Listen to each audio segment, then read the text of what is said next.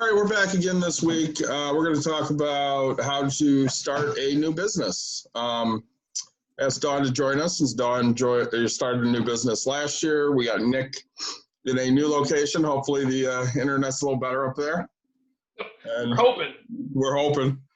And Mike's back. He's actually got a lot to add to this because he has been a big help in us starting a new business here. So I know one of the things Nick and I wanted to hit first off was, you have a couple choices. You can either open your own thing, which is what Dawn did, or you can open a franchise. Franchises, they have a set plan on how to do things. So there's sometimes less upfront work you need to do with those.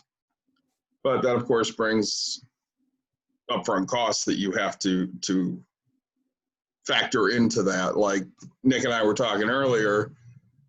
Nick, tell us about McDonald's. Well, so back when I was younger, I looked into, oh man, McDonald's, everybody goes there, everybody wants to own it. So, coming to do some research, it takes $1 million worth of liquid asset, right? So cash to, reserve to open a McDonald's. Even if you buy a McDonald's from somebody for cheaper, you have to, due to McDonald's policy, you have to have $1 million in liquid asset to open one. We talked about Subway, and you can open one for right around $40K of liquid assets. So every business requires a different qualification to take over a franchise from them. So, and they're all going to be usually a nominal fee to do so. So before we get too far in, I know I'm just drinking water this week because I had some dental work done today and my mouth hurts. I'm trying the new Smirnoff Red, White, and Blue. My first seltzer, 0 carbs. Trying to get my figure going. It's not horrible. It's not as great as the full sugar one, but I'm getting used to it, I think. So I grabbed a couple for tonight. Mike? I'm drinking a Jake's Vanilla Bean Porter, which is from Pawpaw Brewery, which is just about 20 minutes west of where I live. So nice local one. There you go. Thanks for bringing the local business to the business venture here. Say, if I have it my way, I'm going to open the Nick Watkins wine and cidery. So I do have that as well, but not for sale, right? I can't legally sell alcohol. You just have your friends over to drink it. That's fact. So Dawn put together a slideshow for us. So I'm going to go ahead and share the screen here and kind of go through that, and we'll stop, to discuss each area. So obviously we're talking about opening a business and how to start what we want to do basically from the ground up. So I'll let Dawn go ahead and start talking here and we'll kind of jump in. So there's a lot of things that need to take place in order for you to get from your idea to actually opening up your doors and having business take place. Some of these things are done in the order of which they're noted, and some of these things you're going to find yourself bouncing around because it really just depends on what business plan you're going with, what kind of business idea you have, and how much work you've already done ahead of time. We're going to go through each one of these items, and some of them are kind of grouped together. And all of these items can also be found on like the SBA's website, the SBDC's website, SCORE's website, which all of those are going to be listed on the last slide also. This isn't my list. This is a tried and true list, but that doesn't mean that this is like the only way. And you're going to find yourself going back and changing things quite a few different times. Go ahead. Well, yeah, it's what I want to reiterate is, right, like when I started my business, I didn't even know about this list. So some of you guys might not be, might not even know about this list, right? The SBA, again, we'll link that in the end. But it's a great way to start. So what we wanted to try to do in this episode was, some of us are running business, some of us are doing that, but we want to take it and make it a legal business in the fastest, most legal way possible. right? Ideas are great, but now we need to make this thing without taking up so much time of doing all this research. People have already done that for us. So we're gonna try to make it so you guys can get into the business legally and run it under your own operation.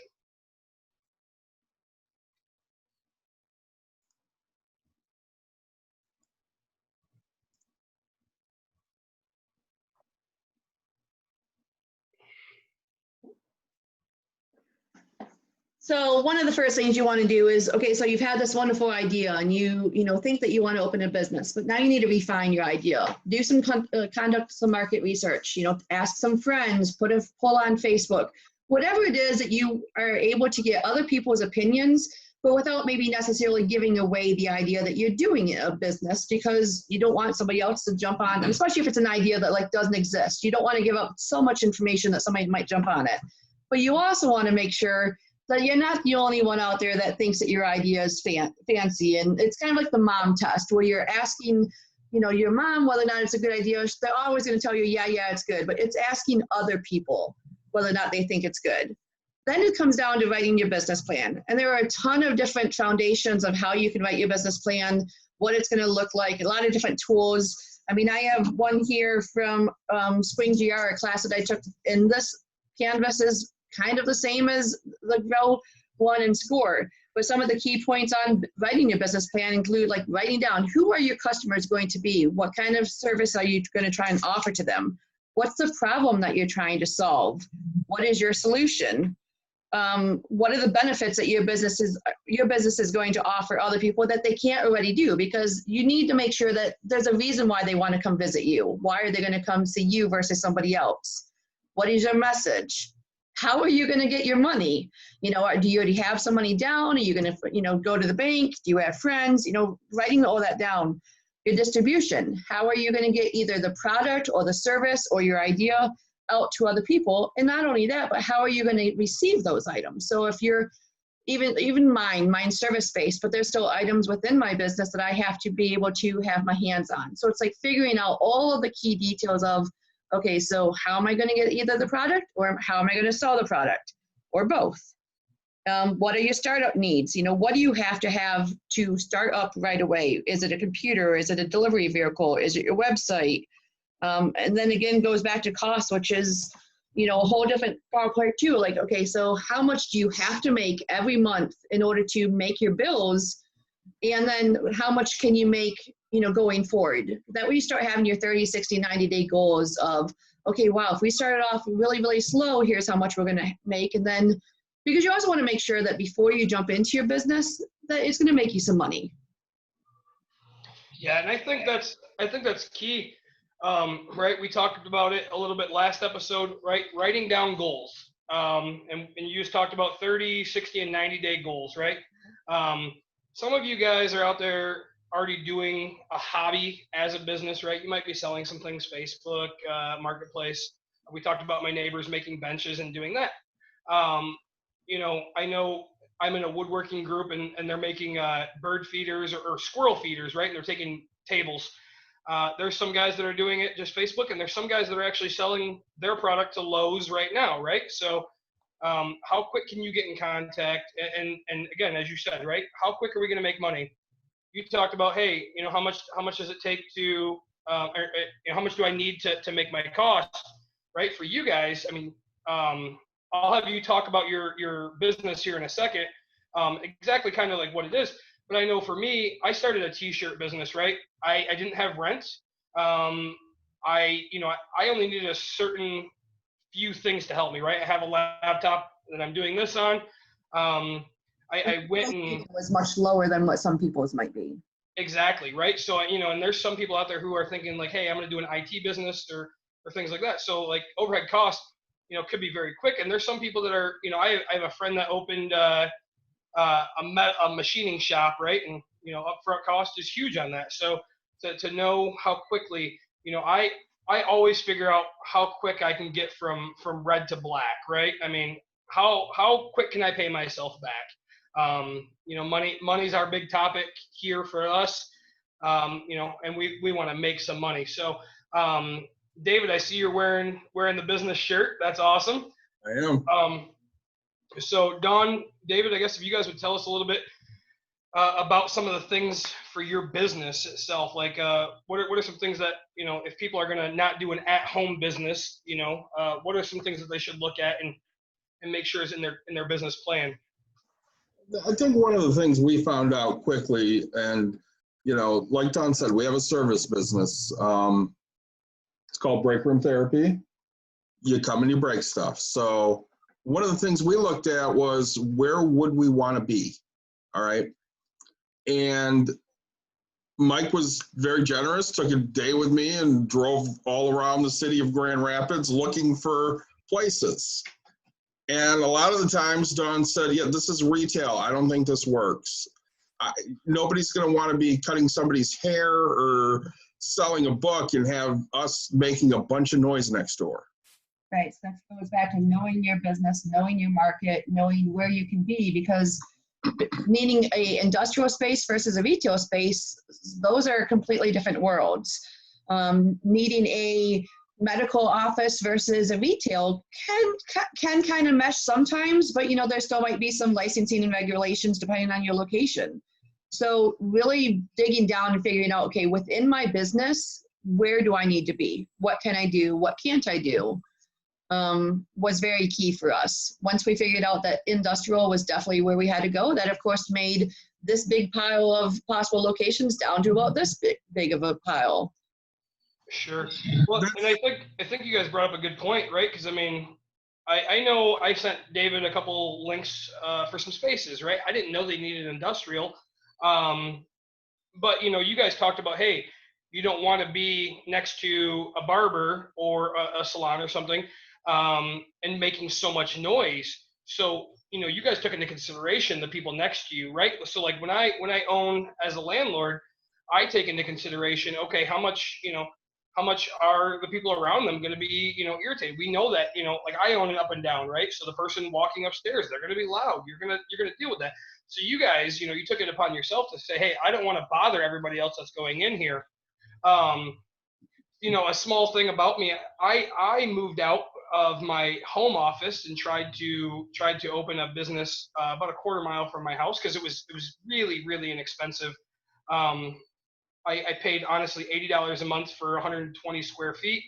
I could do everything I needed, right? I could make my shirts. I could have alone time, but I never used it, right? So I was there, you know. So in that business was an insurance company, a locksmithing company.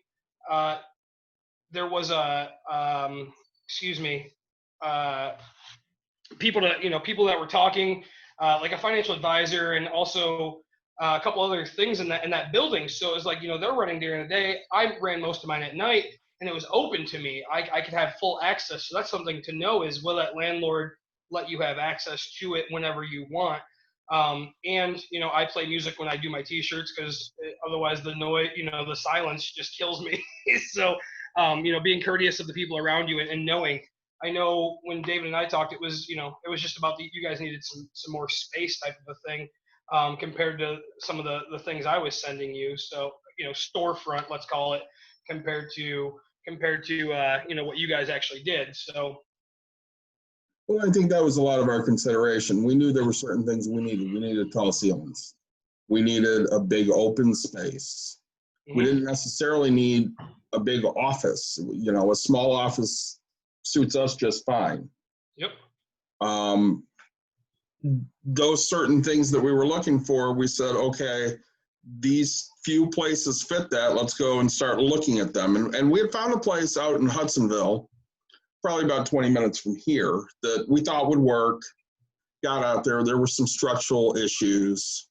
So they kind of, you know, didn't want to deal with us because we were going to tell them these have to be fixed. So they told us to go elsewhere, which was fine. And we ended up 7 minutes from our house. And, you know, it's decent rent. And it has really everything we needed to open up. Now, is it ideal for the long run? It's not ideal for the long run. I mean, we've already outgrown it. We've been open a year. Which is huge. Yeah, that's huge. We're looking to move. One thing you have to know when starting a business is you're probably not going to make any money for the first 2, 3, 4 years. They give you, is it 3 years with the IRS? 3 years with the IRS, you can lose money and they don't question anything. Yeah. Kind of expected. Yeah. And even with ours, we were making money, but you still have all that initial investment that, you know, even when we started making money, it's not like we still weren't in the hole to some degree, depending on how you looked at it and where you took those numbers. But yeah, most businesses, even if you're starting like from just your house, you still have some kind of costs, whether it's time or inventory or whatever. It's going to take you a while to make the money. But if you, you know, push hard and, you know, follow through, I mean, businesses do become successful. You just have to allow yourself that opportunity to realize it's going to take some time. Well, yeah. I think, you know, one of the, and don't quote me on this, guys, I forget, but I want to say it's something like 80% of small businesses fail within the first 5 years, right?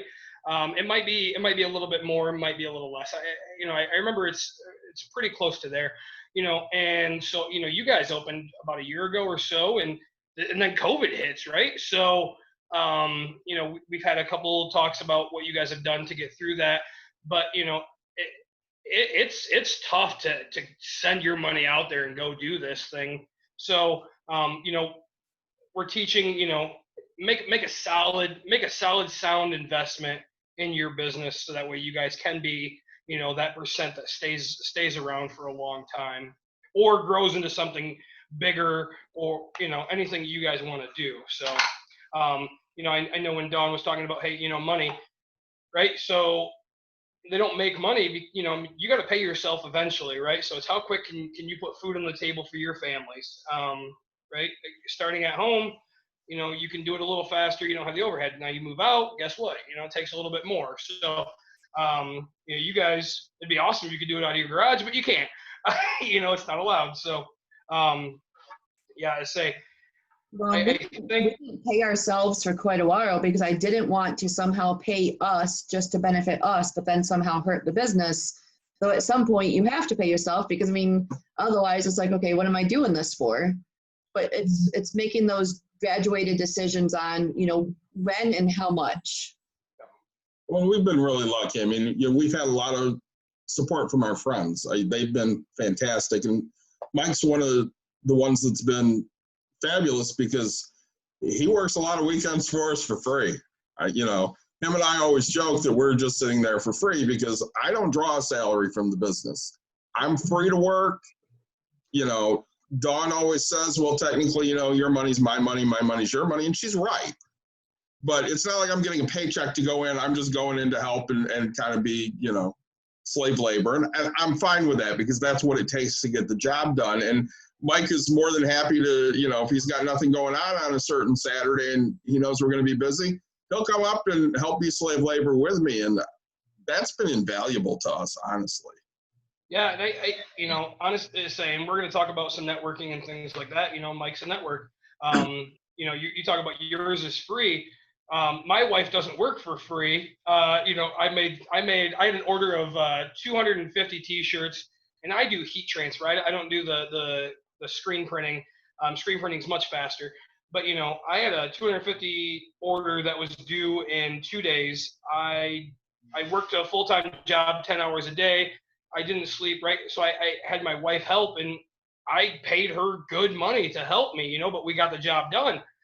So, you know, but without being able to rely on other people around me, I couldn't have gotten that job done. So, you know, that's something to consider, right? I mean, make sure that you guys give yourself a little bit of time to get away, but don't plan to get away for a few years at least, right? I mean, you're not going to go on vacation every day when you're running a business. So, well, bring up the whole COVID thing and how you wanted time and now you got it. Well, I was actually going to say, even though we are technically only open Thursday, Friday, Saturday, and Sunday, some people are like, oh, so you only work 4 days a week. No, I work 7 days a week, because every day, even if I'm not working a complete 8 or 9 hours, there might be 1 or 2, 3, 4 hours that you're still doing bookkeeping or grabbing inventory, or you're still doing something. yep. I mean, there might be a day that literally maybe I do nothing, but those days are few and far between. What David was reminding me of is the fact that all of last year, even though I realized this was my idea, even though I this was my baby and I loved opening my business. And yes, I asked for it, you know, and all those sentences that people say when you're just telling them that you're tired. I would have done anything for a day off last year, anything, because I'm just tired. I mean, I loved it, but I was tired. And then COVID hits and I'm like, okay, well, I didn't need this much time off. And then you're itching to go back to work. So, I mean, even being closed, there's still been things I've been doing in the background. I'm still driving around and getting inventory. That way, if and when we were able to be open, which luckily we can open it back up this week. But, you know, when we were ready, we'd be ready and still doing the bookkeeping, still, you know, doing stuff. But you do have to be careful what you wish for, because sometimes you get a whole bunch of time off and it's not the time that you want. Well, yeah, and you know, one thing I know for me is, right, I was so used to a routine, right? I'd get up at 3 a.m, get out at 1 or 2 p.m, and then I'd work my business. And, you know, I could only get a certain amount of stuff done. Well, now I have, you know, I'm not working, as you guys know, and I have this time, and I didn't know what to do with my time. I've been in real estate for 10 years, and it's like, oh, okay, I can get so much more done. I can do so many more things. So it's like, you have to build that routine. You know, I'm so used to doing, you know, my bookkeeping at a certain day of the week, or, you know, a certain time. And so now it's like, oh man, I can still do this. You know, with you, I know, Don, you know, you guys are still marketing. You're out there putting, hey, still sharing, still making sure, your webpage is out there, and you're still going great. So I think that's a huge thing to know, that, right, we business owners work 7 days a week. You know, I mean, being a landlord, I self-manage. I'm on the clock 24/7, 365 days. Yeah, I can go away on vacation, but I still have to make sure I set somebody up into place to do that for me. There's always going to be an issue. So let's say, David, you have that slide? Yep. Oh, hang on a second. We're admitting somebody new.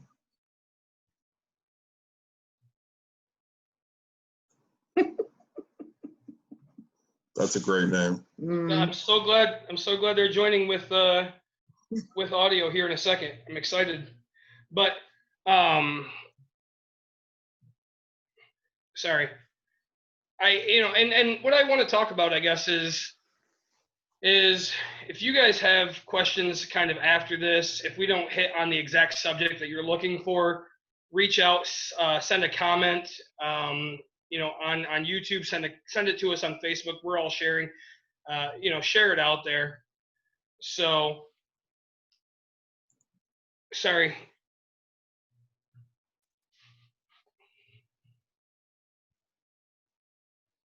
Yeah, so we talked about your business plan.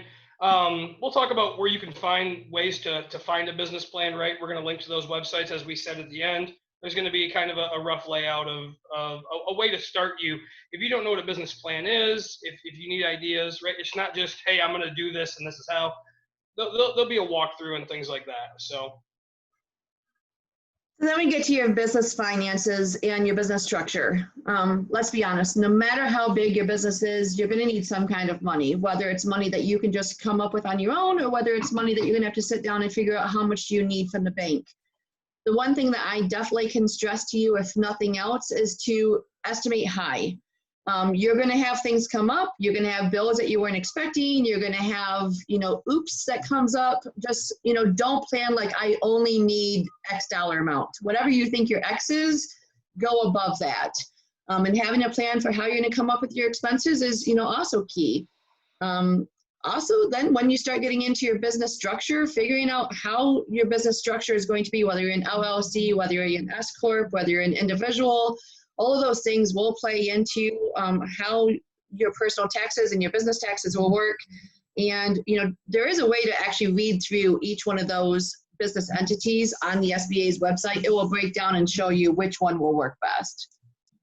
I like the fact Dawn brought up the LLC versus S Corp, because when we originally opened, there were thoughts on what way should we go, whether we should go with an LLC or an LLC filing as an S Corp. And honestly, my feeling is if you're not making significant money, which I'm going to say significant's over $60,000 a year. Some people say it's over 100. There's no real tax advantage to being an S Corp. Stick with an LLC. It's cheaper. It's easier. Taxes are easier.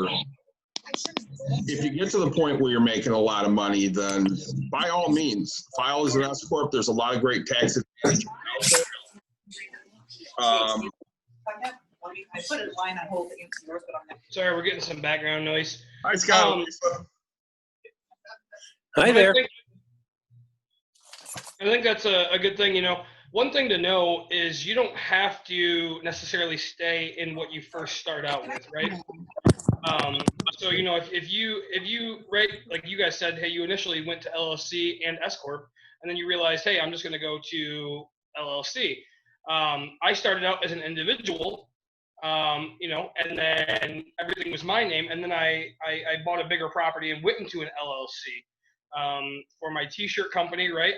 It was all just me. So I've had people want a partner, and right, that's a partnership. So I know that when I buy my 60 unit, right, I'm going to have to partner, and that's going to be a different thing. But I can always, right, if I want to buy my partner out, I can always go to a sole proprietor or LLC or something like that. So I think that's the biggest thing is if you get bigger, if you get big and do all that, then yeah, right, we're at that point where you can flip between them. So not things are set in stone on this. Don't let it be too much of a headache. There's always people you can ask questions, right? I guess David and I both agree, right? LLCs are going to get you exactly what you need for most 90% of small businesses, 95% of small businesses, things like that, right? I mean, if you're starting a car company, yeah, it's a different thing. If you're starting, a huge corporation, medium corporation, so I think most of this is the smaller businesses, things that you're going to start up. So, Well, if you're going to, we said this before, you're probably going to lose money that first year. And if you're losing money, there's no problem with being an LLC because you're not making enough money as an S corp anyways. So start that way. It's simple paperwork. Dawn did it herself. She didn't have any help. I know Nick, when he set up his LLC, he had help because he didn't know how to do it and didn't want the hassle. I say, I had mentioned it to a friend of mine. We were in a business, a real estate meeting, and they're like, "Oh, do you have an LLC?" And I was like, "Nah, I never learned how." And he's like, "Hold on, I have a lady that literally sets up 30 of them for me a year. He buys properties and puts each one into them." And he goes, "Hey, just reach out to this girl and she'll do it." And I get a phone call one day and she goes, "What do you want your LLC to be?" Right? And I just quickly was like, "This is what I wanted." And so, next thing I know, I get paperwork in the mail. So I didn't do anything until the next year where I had to refile my LLC, make sure that it's still it. And I somewhat learned how to go on and click and pay with my credit card. I'm pretty good at that, just swipe, there it is. So, really, if you talk about it, there's always somebody that's been there and done that. So, go to a small business and be like, "Hey, how do I do this?" So.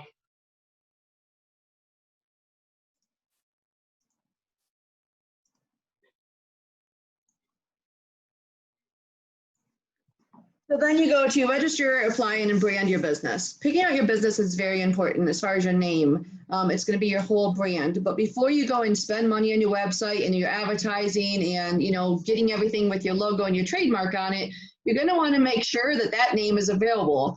Do a quick search on your state website. I mean, ours here in Michigan is, the LARA's website. There's a business entity search. There's a government site that you can look through on irs.gov. You just type in the business name and it will tell you if somebody else already owns that business. You can also do things as simple as going to Google.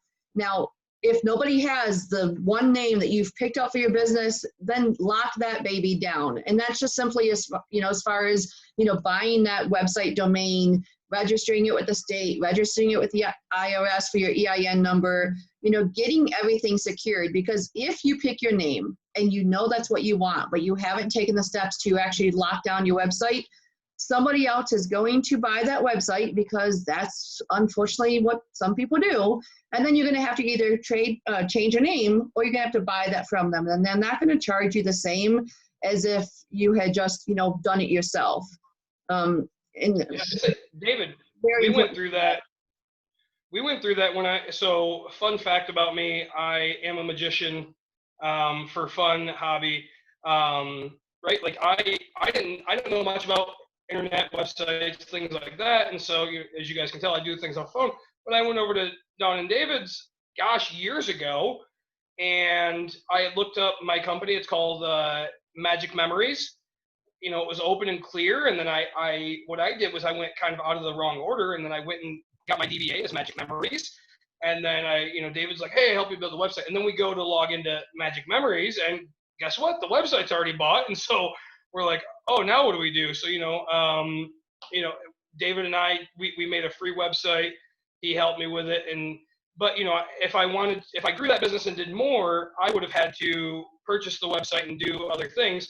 Honestly, I kept it as a hobby, just small, around local, and decided to go word for word because my website I wasn't going to go global with it, right? I knew I had different things on the horizon. My income was going to be real estate in the end. So I wasn't going to grow that and pay the big money that people wanted for me to buy the website. So, that's a real life thing that happens, So make sure you get the other things first, and then register that business name. I guess that's the biggest tip that we can probably give you is buy the small things. They're cheaper to do them early, and then go register that business name. Do the research, make sure it's open, get all the website, get all the other stuff, then go register it. So.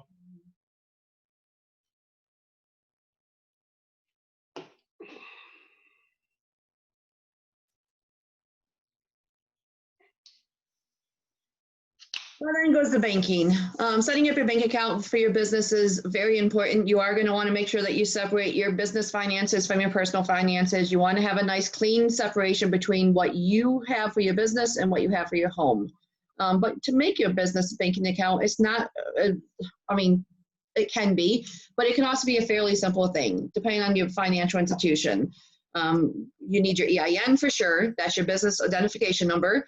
You need a license copy if your business requires certain licenses, and then your business entity authorizations, your documentation from the state that shows, or actually from the IRS that shows if you're listed as an LLC, corporation, whatever. Because, for example, let's just say I wanted to go open up a bank account, but then there's 3 or 4 other partners on the business. Well, the bank can't make a business account for the business for me unless we also have the other ones listed. So that's where having your business entity is very important to show to the bank so that they know that, you have that authorization to make that business account. If possible, my suggestion, and that doesn't mean that it's the only way, but my suggestion is try and find a local bank. They're going to be smaller. They're going to want to work with you more. They're going to have that independent little connections with you, and they might be willing to do a little bit more for you than what a big corporate bank will. Now, that's not to say that big corporate banks won't help you, but I just know that I looked at 2 different banks, and the smaller one did work with me a lot more than what a bigger bank did. Well, and I find that in even in real estate, right? Like Chase will lend me on a house, but they don't want to lend me on an 8 unit, right? They only want to do a 60 unit, right? They only want bigger money. We'll get into what a portfolio loan is later, right? But my small banks are doing that, portfolio loans. My big bank won't. They're not going to lend me. They only want to do Fannie Mae, Freddie Mac, things like that. So honestly, and building a relationship with small business, I agree with you 100%. That is key, right? Small businesses want to help the small areas. That's it. I know one of the reasons, I guess, why I didn't have an LLC originally for all my properties was fear of messing up, I guess. Like with the money thing, you say keep money separate. Honestly, get an accountant that knows kind of what they're doing a little bit, a lot, right? And so don't worry about, hey, if I take money out of here to pay for gas, right? I mean, you have to itemize that as, hey, this was a personal payment withdrawal, and you paid yourself you paid yourself out of the business and then put it into there. So, I didn't want to have to buy something and then have my LLC fold and get sued for everything. With the business, if one property has this messed up and I use this card for this, it's just a matter of it's just a matter of writing it out in financing. So I think that's a big key is, don't worry about the banking itself, right? If you have a good accountant, they'll help you all the way through it. Correct. Well, I know with one of the banking things we had is we ended up with 2 banks, because when you're looking for a bank, as a business, banks charge you on how many transactions you have in a month. So for example, we looked at Lake Michigan Credit Union, which is, in town here, and they give you 20 free transactions a month. That's it. We ended up going with United Bank of Michigan, who we have personal accounts with, because they give you 200 transactions per month. Well, with our business, the scheduling system we have sends payments daily to our accounts, which, that's going to use up 30, 31 transactions a month right there. So we ended up going with an internet bank to send those payments to, that is free to use, no transaction limits. It just dumps the money in there. And then, once a week or, once every couple of weeks, we just transfer money from one bank to the other. Well, and that was as AZLO. And yes, they still require the same documentation that other banks did, since it is a business bank account. But like David said, the advantage was, it didn't matter if I was giving them 200 transactions in even one day or only 2 transactions for the whole month. Now, I guess just to clarify, what is a transaction? So if I go mow a lawn and I carry a square, right, or something like that, that's an incoming transaction. Now, if I use my card to go buy gas for my lawnmower, is that a transaction there? Transaction. Anything you do on your account. Okay. In and out. You write a check, you receive a check, you receive payments. Okay. Transaction. Sure. So yeah, income and outgoing. Okay. So, and that's something, to look into, especially in a business like your guys's. So, right. I mean, if you guys are packed, you're going to have, 40 people a day. That's a lot of transactions. So that's good to know. That's great advice.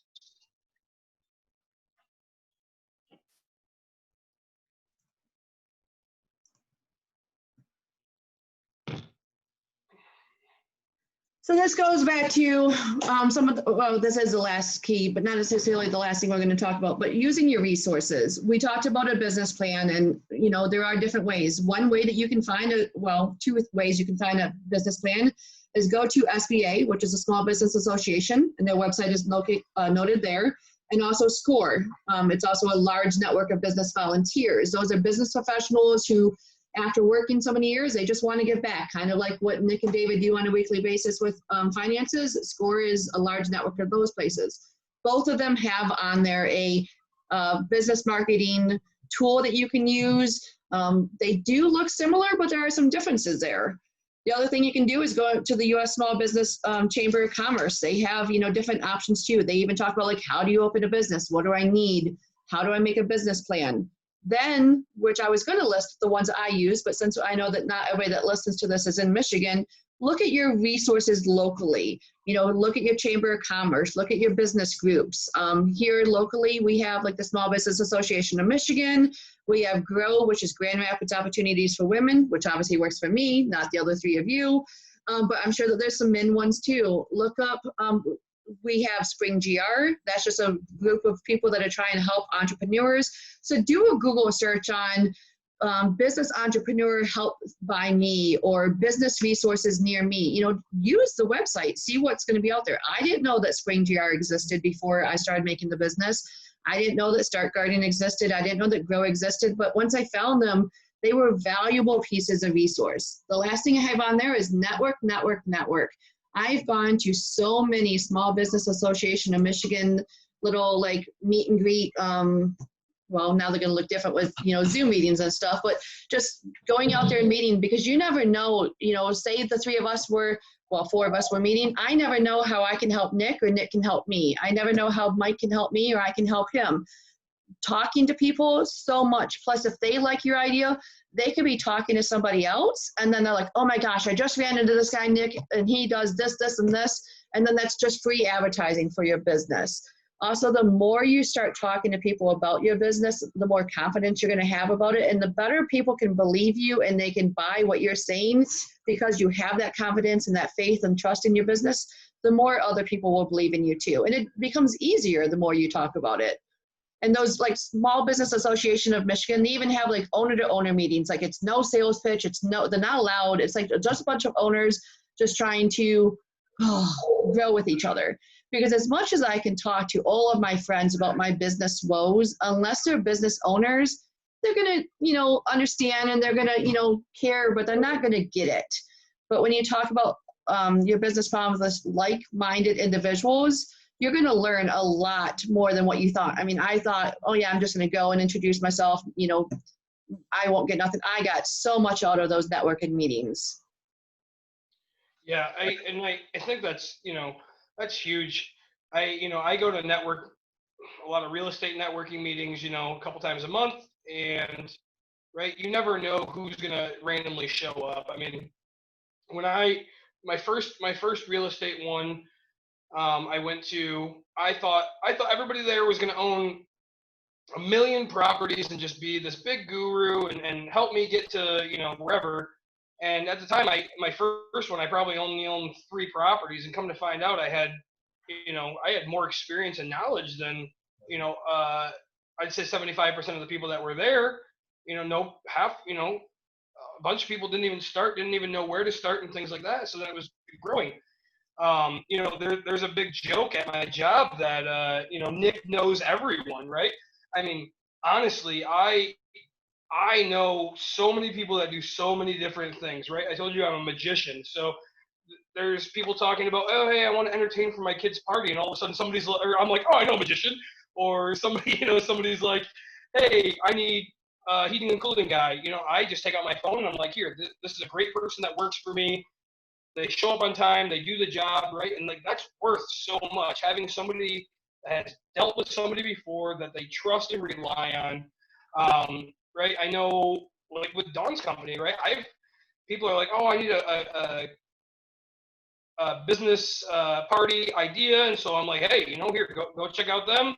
They can hook you up with a party, small groups, Christmas parties, and so I just send them, right? Like she has a great way for people to get out and do great things. So honestly, there's always people looking for anything and everything. Facebook is huge for me. There's always somebody looking for lawn mowing. We talk about how I do side job things, and it's hey Nick, I posted one time that I'm gonna go pick up brush, and then all of a sudden I got 3 Facebook things. Hey, this person said you came and picked up brush, or hey, I seen that you posted that you picked up brush, and then I'll become like the brush guy. I don't even know. So next thing I know, I'm hauling trees and stumps and things. So really, it's when you don't know who knows who in this world, right? There's always somebody that knows the next person. So talk to everyone, tell them what you do. That's the biggest key that we can give you is network and tell everybody about what you do. Well, and look into all of the different groups that you find that are out there, because if you make a connection and you're like, they can't really offer me anything, it never hurt to look into that connection. I know that one time I took a class up at Grow, like I said, Grand Rapids Opportunities for Women. They had a Facebook class, and I'm like, okay, I use Facebook all the time. But sure, I'm not for a second going to pretend like I know how to run Facebook for a business. Running a Facebook account, which also is free, so use your free resources. Even if you're not into social media, make a Facebook page, make a Instagram page, make a Twitter page. I run Facebook and Instagram. David runs Twitter, but it's a free resource. But I quickly learned on the back end of taking that class that there is so much more in the back end of Facebook that I would never have known. It's kind of creepy even. Like it tells you how to do an ad where specifically it will only have that ad shown by people that, aren't your friends and don't have any common interests. That way you can get to new markets of people. And I would never have known those things. And it was a free class that I learned so much. And then when everything hit the fan with COVID, some of those connections that I'd made at some of those networking events, they reached out to me and said, hey, did you see this loan came through? Or did you see this grant came through? Or, hey, Dawn, I have, during this time, I've been drinking. Who would have thought people were drinking? But do you take old glass bottles? And those were just connections that I had made at those networks. So you never know, even that one little thing that you go to, you never know how it might pay off down the road. So be open to pushing yourself to things that maybe aren't comfortable. Yeah, and I know a lot of people that are watching are, you might be a little bit older, right? And I mean, I know Dawn and David, you guys have a a daughter who's a little bit younger, you know, I mean, but hip. And so if you guys couldn't do Twitter or Facebook, right? I mean, you can hand it off to her and she could market and do all this. So it's not something that you have to absolutely do, and it's not something you have to hire for, but it's something that people in your family who love you are willing to help you out, right? I mean, yeah, there's always people that are willing to help. Reach out to them and find out. Well, and again, you know, we talk about people that are invaluable in business. I mentioned Mike, which I'm going to ask him to talk about in a minute. You know, we have other friends, Jim and Wendy, who pitched in and come and helped work for us. I got former ball players of mine that have come and worked for us, you know, and they're willing to do those things because of those personal relationships we've built. And, you know, I think probably other than Dawn and I, the person that spent the most time working at the business is Mike, because, you know, if he doesn't have his kids and he doesn't have anything going on a weekend, hey, I could, you know, sit here and do something around the house, or I can go up and help them. Go ahead, Mike. Yeah, and that's basically, you know, what I did is, you know, when they were early on, you know, like Dave mentioned, I drove around with him for like an entire day. And yeah, you know, there's a part of me that hoped that one of the things we found together would have been the final location, but that didn't work out. But again, I think mostly because at that point we didn't know exactly what was being looked for. You know, we saw mostly, you know, your general commercial, like strip mall type locations, you know, a few industrial locations, but they definitely, you know, were out there. You know, it had been a lot harder for them to have the convenience of somebody calls and says, hey, I want to be there in 15 minutes. Can you be there? And now they can just do that. Yeah, you know, I think it's important to just support, you know, friends and everything. And I know one of Dave and Don's goals is to expand beyond the Grand Rapids area. And, you know, I've wanted to too, you know, kind of learn what they do, because if they ever want to expand down to where I live in the Kalamazoo area, you know, I'd like to be a part of that, you know, whether it's, you know, a 50% partner, or maybe I just open my own franchise of break room therapy.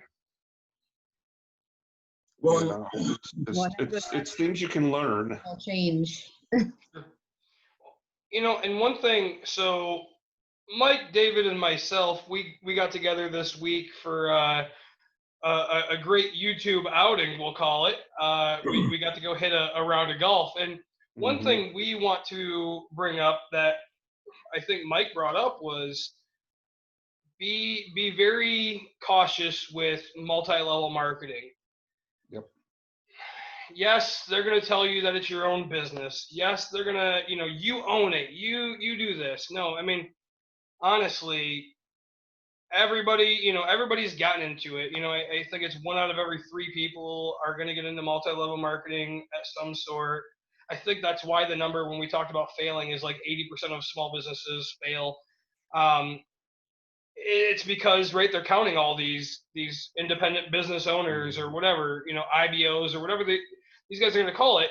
You know, they don't sell, you know, I mean, they're going to make you sell to your friends and do all this, and then you have, you know, people aren't going to go to the extremes to network to grow an actual business itself. So we as a 3, I guess, take a stance that multi-level marketing, it's an opportunity. If you want to try it, that's on you, but we don't look at it as an actual small business, right? We want you guys to be wary. None of them have actually, I don't think I know a single person that's a multi-millionaire that I'm best friends with from multi-level marketing. You know, I don't think David knows a multi-level marketer that's making millions a year. I don't think Mike knows a multi-level marketer that's making millions a year. They're going to show you pay stubs from somebody. They're going to get you hyped. They're going to do all this great stuff in life. And, you know, you're going to spend your money and you're going to get in, and you're just going to, it's not going to feel like your business, your idea. Anything about it is going to be yours. So we want you guys to be cautious on all those. We if you have questions of if something is going to be a multi-level market, throw it down in the comments. We'll we'll tell you to stay clear or give you our best advice. But the way we see it is that's not a small business, right? You don't own that thing. That company owns you, and you're a salesman for them trying to move product, right?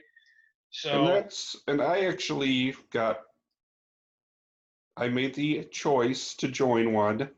I would say it was over 20 years ago. Well, maybe less. No, it wasn't that long ago. It would have been maybe 15 years ago.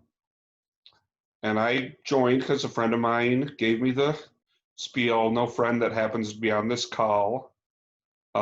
So I joined. I thought it would be an interesting thing to do, but I think from an experience perspective, if you're going to join one, you've got to join something you're really, really passionate about. Like if you're really, really passionate about, like the ones that sell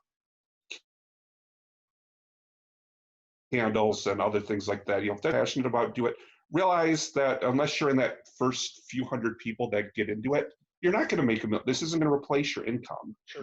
It's a fun way, if you find an area you're passionate about, like Pampered Chef is an example. If you're really passionate about cooking and cooking supplies and things like that, become a Pampered Chef consultant. But Pampered Chef is not a small business. Pampered Chef is thousands and thousands of people worldwide. A small business is, I think there's like definitions of it's under a certain number of people. Sure. Amongst all different locations of your business. Yeah, it's funny, because I said 1 out of every 3 people. So my wife and I got into multi-level marketing to help a friend out. It was called Monavi. Come to find out they were lying. They actually went to court, a bunch of lawsuit. I pretty much got my money back for buying in. Only a few years later, my upline is actually in my. He just became part of one of my real estate things that I'm the admin for, and I was, I had a little chuckle inside. I'm like, this is going so well for so many years. Why are you here? But no, I agree because I joke with everybody all the time about how I want to get into Pampered Chef because one of my dreams is to be a pitch man, right? Like I want to. So I think that's great. Get up and present a product in front of somebody. Billy Mays, I think, was the best there is, the best there was, and the best there ever will be until I get into it. But,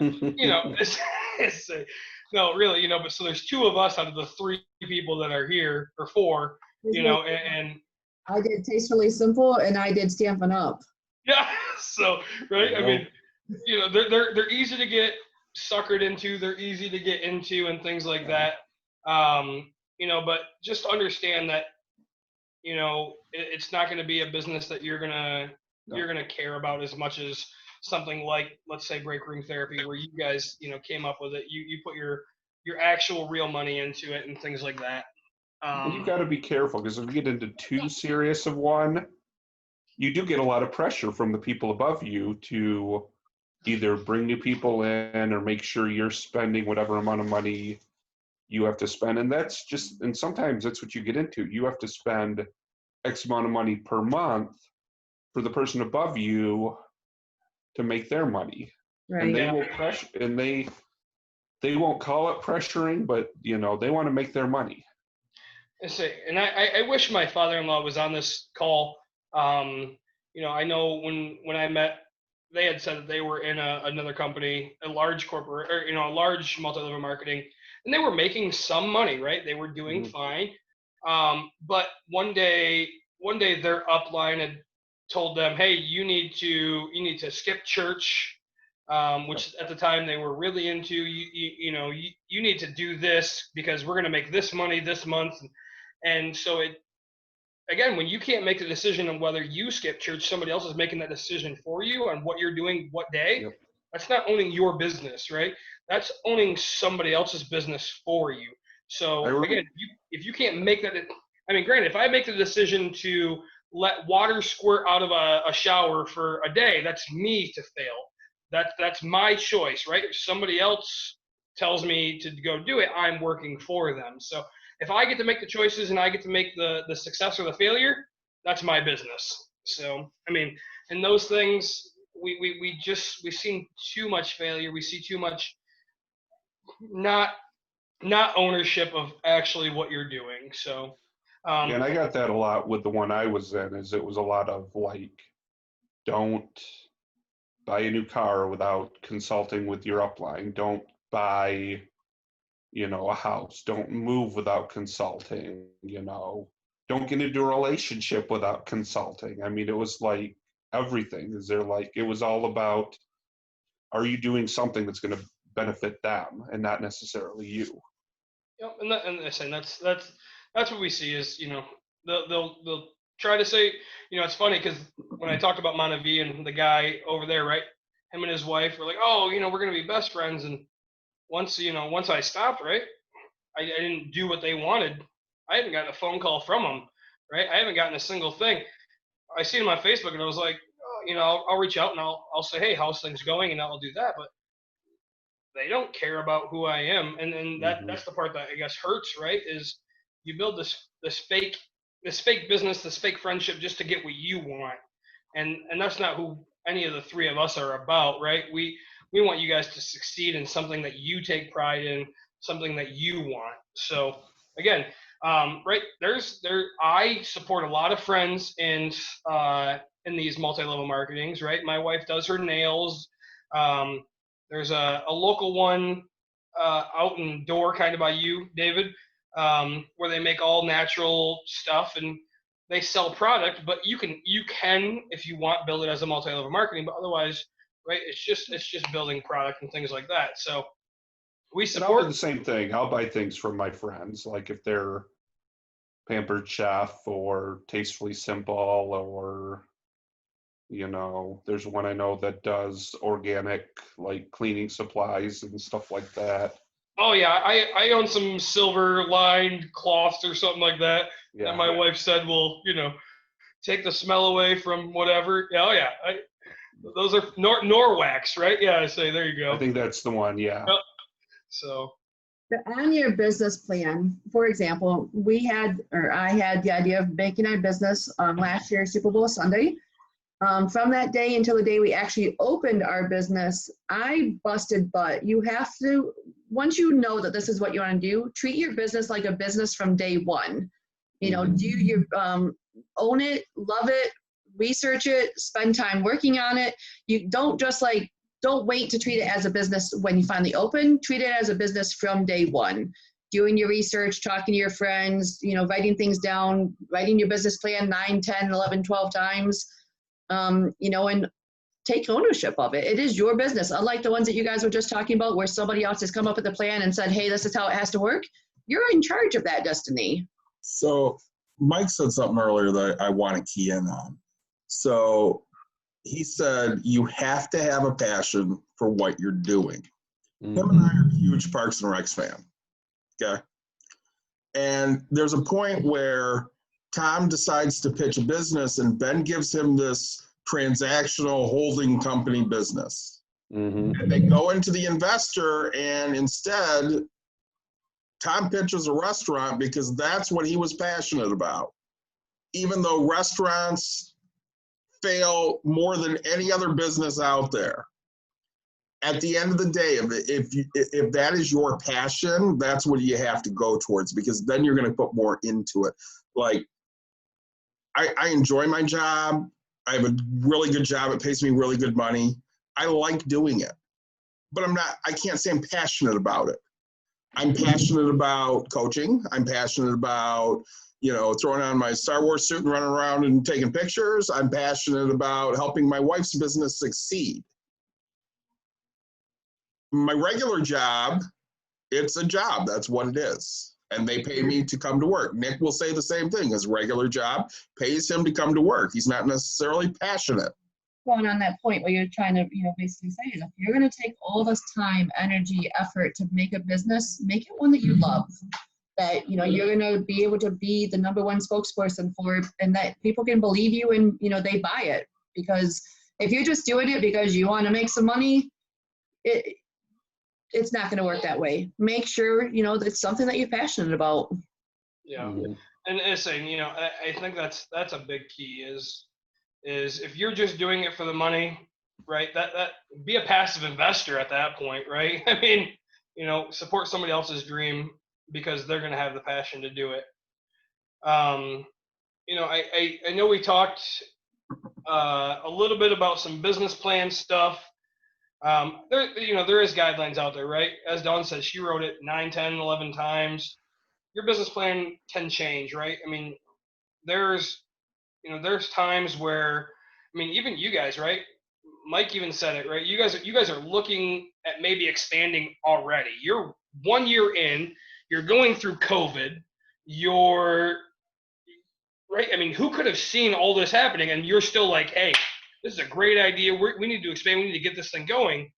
And so that could have been, you know, I don't know where expansion was in your guys' business plan, right? I don't know if it was 3 years, 5 years, 10 years out, but man, this thing is happening in a year, right? I mean, Right. so looking for that next thing. So I think, you know, just know that when you write a business plan, it doesn't have to be set in stone, but it's a written thing to get your butt moving, right? Right. You're more, you know, there's a better chance that you're going to reach that goal if you write it down every day. You know, every day I wake up and I ask myself, you know, now, hey, what am I doing for my business? You know, before this call, I was out, you know, mowing grass and weed whacking and doing all that. It's something to catch up on my business, right? I mean, I'm, hey, and then every time that there's a house for sale, I look at it, right? I don't care if it's a house out of my budget. I don't care anything. Like, I want to run the numbers. I want to make sure that I'm still trying to expand my business. You know, once in a while I'll throw it on Facebook. Hey, you know, anybody know anything of a landlord that, you know, are you moving out? Tell me, you know, so that, because I know that landlord's going to be looking to maybe sell at that point. So, you know, I started real estate in a completely different realm than where I am now, right? I started real estate to pay my mortgage. That's really it. You know, I was like, hey, how can I get somebody to pay this to and the other mortgage, right? And so we'll talk about that in a different episode, more about real estate. But now it's turned into such a passion about the people that I have. I care about everybody. Like, I want to be the best person I can be for my tenants and still run a business, right? I'm not the guy to cut corners, anything like that, right? Everybody needs a good place to stay, and I want to be the one to offer that. That's my business plan, is offer a great place at a great price. So, you know, honestly, like, keep it, right? You know, you guys are killing it with your business. I mean, expanding within a year is huge for a small business. I mean, and you know, with Mike talking about wanting to be down there, you got people talking already all over the place about, hey, we want to go here, we want to go here. And you know, the sky's the limit for, you know, as long as there's an industrial place, now that we know it's industrial, as long as there's a building out there, you guys can do this thing, you know? So I think that's huge. Well, like the business class I went to with Springs ER, I mean, their business plan model, which I mean, I know doesn't show up very well in here, but like this business plan has all these different squares, but they taught us like, don't write it in with pen, like use sticky notes or laminate this because it's gonna be changing every day. And like they could not stress enough, your 30, 60, 90 changes every 30 days. So it's, yeah, you're making those goals, but when you don't hit that 30 goal plan, okay, now it becomes your 30-day plan for the next month. And that 60-day plan, oh, you've already hit it. Now let's come up with some new things. So it's always adapting, always changing, always looking at what can we do differently? How can we advance? How can we change? Or when COVID happens, how can we switch? We were one of the businesses that we could not open our business when we're not able to open, where some businesses like distilleries, they started making hand sanitizer. So your business will always be ever changing and you have to be open to that game plan or have to be okay sitting back in the background and doing background stuff. So it's not going up like, this is my business. You have to be willing to adapt and change. Sure. And saying that's a great point, right? Like, I mean, distilleries started making sanitizer. You know, I know I have a lot of friends that own quite a bit of businesses. I just got a text that my buddy that owns a heating and cooling company is going to be next door installing an air conditioner. That was, I became the salesman for that, right? He talked about it, said, hey, my girlfriend wants AC in the house. And so, right, but he's still able to work. He's still able to do this, but he doesn't have a marketing team. So I'm out here, doing this. Honestly, and I think you brought up a great point, Dawn. That hit me really well. The 30, 60, 90. Once you hit that 30 days, man, that what used to be 60 days becomes your new 30, and then you're restarting at you new 90 at that point, right? Like everything moved up, and just talking about that was amazing, right? Like thinking about it, like everybody always talks about what's your 5-year plan, what's your 10-year plan. And then people just forget that, hey, once you hit your 5-year, you need a new 10-year. You need to think bigger. You need to keep going with this. Mm-hmm. And I think that was huge, honestly. That just hit me. It's like, all right, I need to focus on, hey, where am I going to be? What am I going to do? Because I tend myself to think, hey, this is my next goal, and that's all I focus on, and then set the next goal, right? So, I'm working on buying a property, and it's like, I could be doing other things in between there to get to that point. So that's really awesome. I appreciate that share. Hey, I wanted to take a couple seconds, and Dawn, could you tell us? I want to give a shout out because I know they've done so much for you. With Spring GR and Start Garden, they've done so much for you in your business. I know that you posted on Facebook. One of those two groups even came to your house and did some amazingness just to show support. So I guess, can you tell our watchers and our listeners kind of what they did and show proof of why you need to talk to some of these companies?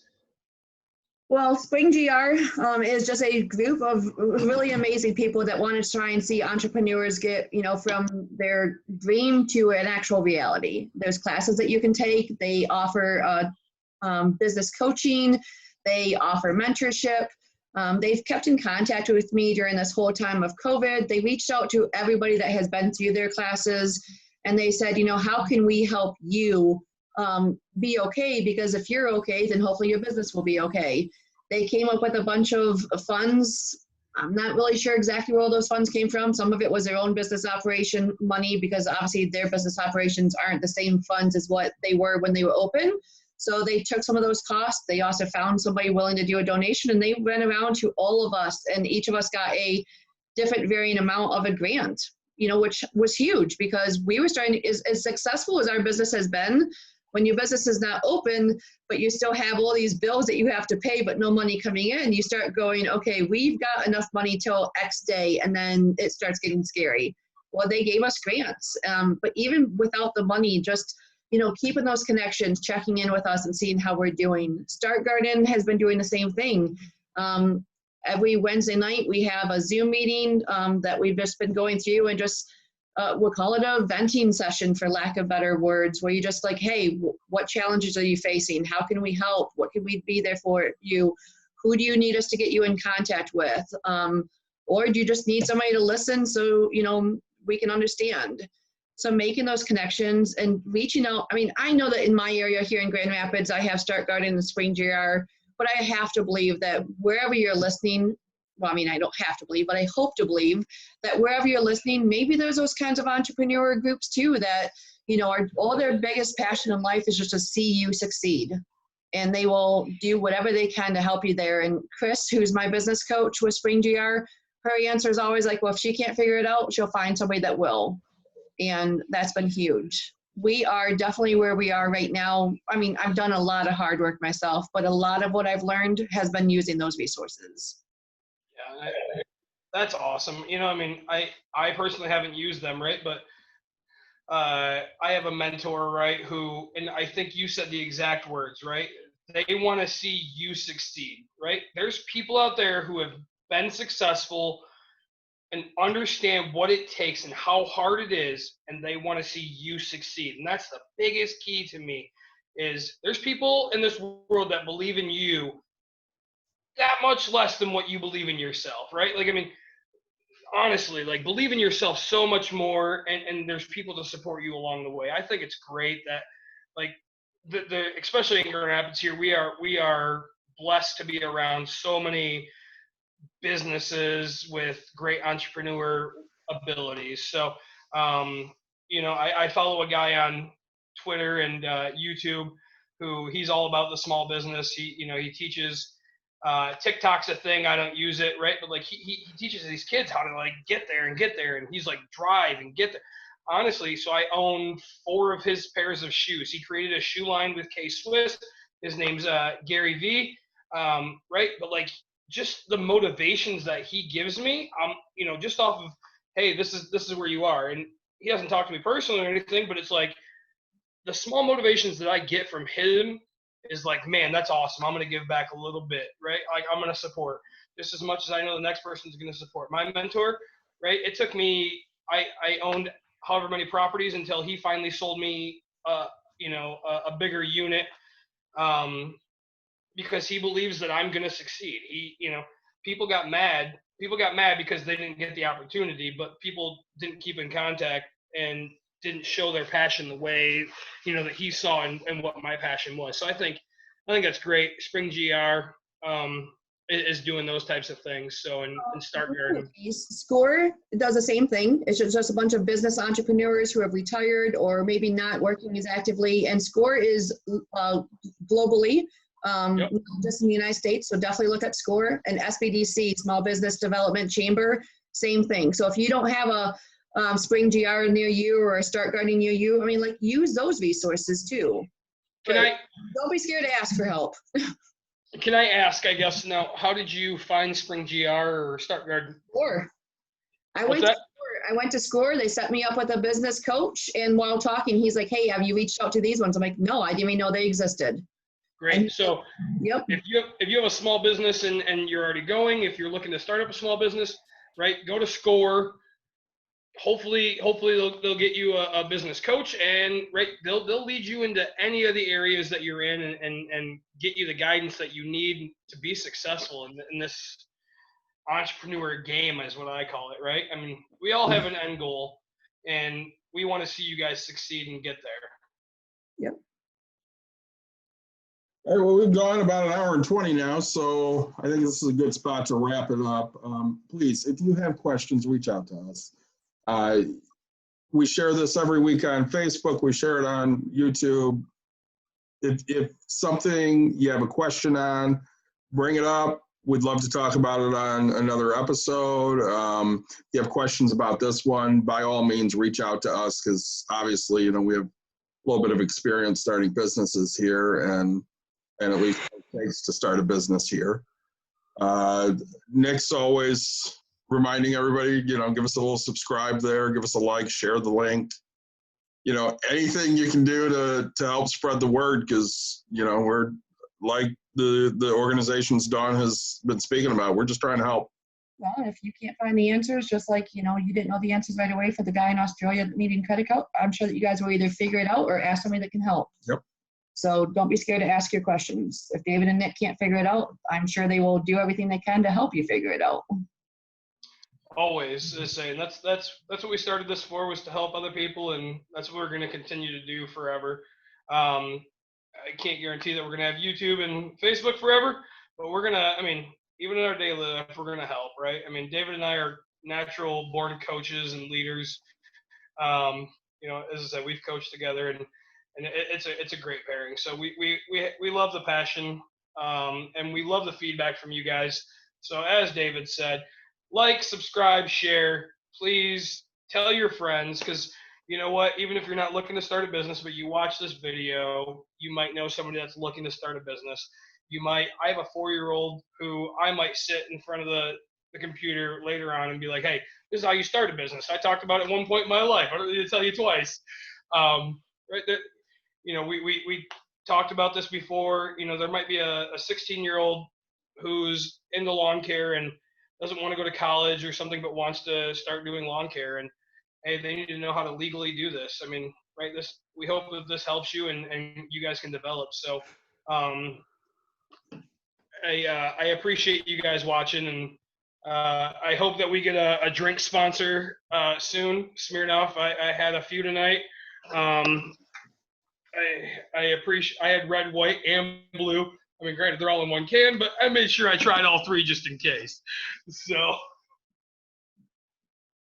All right, well, we'll see you guys next week with a whole new episode, and thanks for joining us.